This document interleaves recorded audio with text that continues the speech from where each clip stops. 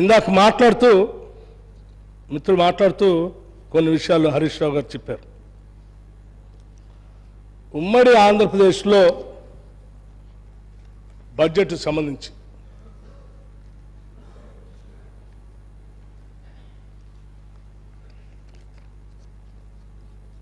%41 అంత ఖర్చు పెట్టలేదు. ఎవరు చెప్పారు అంత ఖర్చు పెట్టారంటే మేము చెప్పట్లేదు 41% ఖర్చు పెట్టారని. లెక్కలు కూడా నేను కరెక్ట్ అని కూడా చెప్పట్లేదు. 1956 నుంచి 2013-14 వరకు ఉమ్మడి ఆంధ్రప్రదేశ్లో ప్రవేశపెట్టినటువంటి బడ్జెట్ సంబంధించి లెక్కలు కూడా మీ మొత్తం బడ్జెట్ అంశాలు కూడా ఈ సభ దృష్టికి తీసుకొని రాదలుచుకున్నాం. ఒక విషయం ఎందుకు తీసుకొని వస్తున్నా కంపారిటివ్ కూడా చెప్తాను నేను అధ్యక్ష.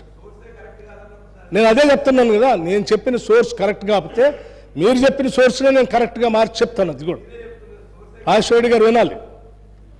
నేనేం చెప్తా ఉన్నాను, సరే ఉన్న కంబైన్డ్ స్టేట్లో జనాభా దామాషా ప్రకారమో లేకపోతే ఏరియా ప్రకారమో అంచనాలు 41% అని వేసాం.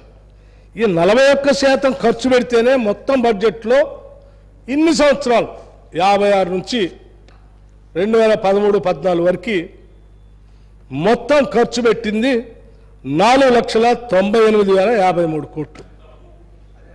తప్పు, రైట్. ఈ 41% అయితే కాదు, మీరు అన్నట్టు 31% తీసుకున్నాం. 31% కాదు 21% తీసుకున్నాం అంటే ఇంకా తగ్గిద్ది. అంటే 4 లక్షలు 5 లక్షల నుంచి అది 2 లక్షలకే వస్తుంది, 6 లక్షకే వస్తుంది. అంటే 56 నుంచి 2013-14 వరకు అతి తక్కువ డబ్బులతో ఈరోజు తెలంగాణ ప్రాంతంలో ఎన్ని ఆస్తులు సృష్టించారండి. ఒక నాగార్జున సాగర్ బౌలార్థ సాధు ప్రాజెక్ట్ ఇచ్చారు, వచ్చిందా? ఓ శ్రీశైలం వచ్చిందా? ఓ జూరాలు వచ్చిందా? ఒక SRSP వచ్చిందా? ఓ దేవాదులు వచ్చిందా? ఒక కడెం వచ్చిందా? లేకపోతే హైదరాబాద్ చుట్టూ ఉన్నటువంటి ఔటర్ రింగ్ రోడ్ వచ్చిందా? ఇంటర్నేషనల్ ఎయిర్పోర్ట్ వచ్చిందా? IIT వచ్చిందా? IIIT వచ్చిందా? లేకపోతే హైదరాబాద్ ఉన్న ECL వచ్చిందా? IDPL వచ్చిందా? BHEL వచ్చిందా? హైదరాబాద్కి గోదావరి జలాలు వచ్చాయా? కూర్చోండి వినాలండి. హైదరాబాద్కి కృష్ణానది జలాలు ఫేజ్ 1, ఫేజ్ 2, ఫేజ్ 3 వచ్చినాయా? గోదావరి నుంచి మంచినీళ్ళు వచ్చినాయా? అవునండి, గోదావరి నుంచి మంచినీళ్ళు వచ్చినాయా? వినండి, గోదావరి నుంచి మంచినీళ్ళు వచ్చినాయా? కృష్ణానది నుంచి నీళ్ళు వచ్చినాయా? మీరు నీళ్ళు తాగుతున్నారు కదా వాళ్ళ, అవి అప్పుడు వచ్చినాయి. గోదావరి నీళ్ళు వచ్చినాయా? మంజీరా నీళ్ళు వచ్చినాయా? ఇవన్నీ అతి తక్కువ బడ్జెట్తో కంటికి కనపడేటువంటి ఇన్ని ఆస్తులు సృష్టించబడ్డాయి. వినండి, ఓ BHEL వస్తుంది అన్నప్పుడు నాకు తెలుసు ప్రభుత్వ రంగ సంస్థ, అది కేంద్ర ప్రభుత్వం.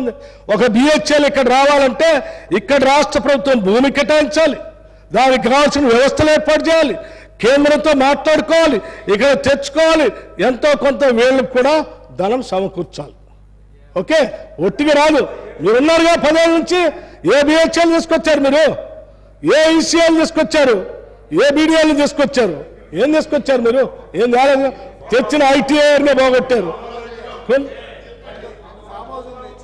ఆ ముఖ్యమంత్రి గారు చెప్తా ఉన్నారు 2 ఫామ్ హౌస్లు తెచ్చారు తప్ప ఏమి కాలేదు ఈ రాష్ట్రానికి అని చెప్తా ఉన్నారు. అధ్యక్ష, నేను ఎందుకు చెప్తా ఉన్నానంటే, నేను ఉమ్మడి ఆంధ్రప్రదేశ్లో నేను ఈ లెక్క 4 ఒక్క నిమిషం అధ్యక్ష, నేను ఉమ్మడి ఆంధ్రప్రదేశ్లో అధ్యక్ష నేను ఇంకా తక్కువ చదివాను, వీళ్ళు వినాలని ఆలోచన ఉంటే నేను చెప్తా ఉన్నాను అధ్యక్ష. ఇంకా నేను చాలా నేను అధ్యక్ష, నేను ఉమ్మడి ఆంధ్రప్రదేశ్లో ఉన్నటువంటి బడ్జెట్ డబ్బులు వాళ్ళు ఎక్కువ మన కోసం ఖర్చు పెట్టారు, మన మీద చాలా ప్రేమ చూపించారు, ఇక్కడ ఆస్తులు సృష్టించారు అని చెప్పట్లే. అతి తక్కువ డబ్బులోనే వాళ్ళు మనకు చేయకపోయినా ఆ ఉన్న దాంట్లోనే ఇన్ని ఆస్తులు వచ్చినాయి. ఆ ఆస్తులు కూడా వాళ్ళు ఉంటారు. కొన్ని చెప్తేనే ఉంటాను, అన్ని చెప్తే మరొకసారి వాళ్ళు అంతా ఉంటారు.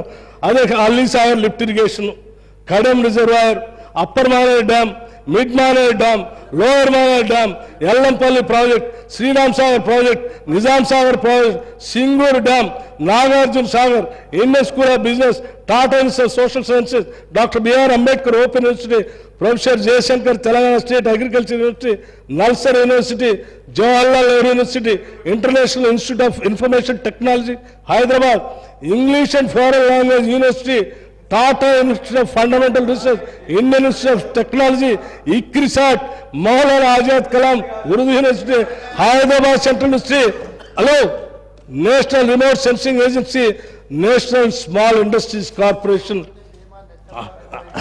National academy of construction, national police academy, national institute of fashion technology, national institute of nutrition, national institute of tourism hospitality, national institute of agriculture extension management, Indian statistical institute, institute of genetics, hospital for genetic diseases, Indian immunologicals limited, Indian drugs and pharmaceuticals limited, Indian institute of chemicals technology, Indian institute of public వినాలి. మరి మీరు ఇవన్నీ అప్పుడు వచ్చినాయి కదా, ఇవన్నీ ఓపిక లేకపోతే నేనేం చేశాను, మీరు అడిగారు. Footwear design development institutes, doctor Marri Chenna Reddy human resource development institute of Telangana, advanced numerical research and analysis group, advance systems laboratory, defence research and development organisation, director of rice research, central institute of medicine and aromatic plants, central research institute of dry land agriculture, central institute of tool design, central power research institute, centre for economics and social study,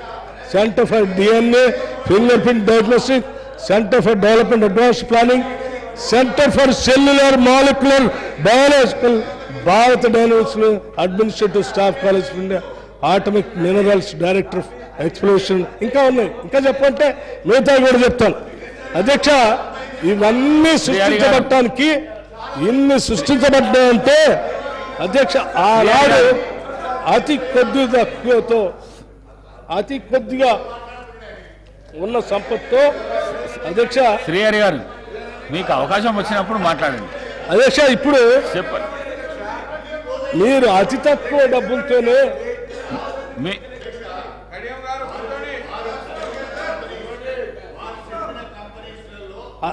అతి తక్కువ